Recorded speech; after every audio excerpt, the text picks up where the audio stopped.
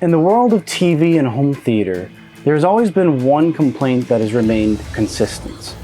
TV speakers. Little dime-sized speakers that are jammed in the bottom of the back of your TV aren't capable of producing crazy surround effects, deep bass, or the distinctly clear vocals you're looking for out of your home theater experience. We at Sony are aware of this and have come up with many unique solutions to this issue, and I would like to suggest the most unique one, perhaps. Sony's XV900 and XV800 wireless party speakers. Now, I know what you might be thinking. These are party speakers designed for music and portability. Yes, but they're also what I like to call dual-use speakers.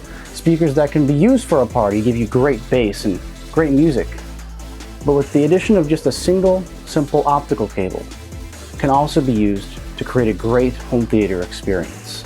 And if you're interested so far, stick with me. I'm going to show you how to set this up right now. The feature that I've been referring to is called TV Sound Booster. The first thing you're going to want to do is make sure that your XV900 or XV800 are connected to your TV using the included optical cable. Secondly, you're going to want to make sure that you have the Sony Music Center app downloaded on your mobile device. This is both available on the Google Play Store and the App Store. Now, you're going to want to place your Bluetooth speaker into Bluetooth pairing mode. If this is your first time turning your speaker on, it may already be in pairing mode. Once you've connected, you'll hear the speaker say, Bluetooth connected. Now, you're going to want to open the Sony Music Center app on your mobile device. From here, you're going to select the speaker that you're using, in this case either the XV900 or the XV800. You're then going to select Settings and then Sound. Here, you're going to see the TV booster is available, and once you select it, it's all activated. It's that simple.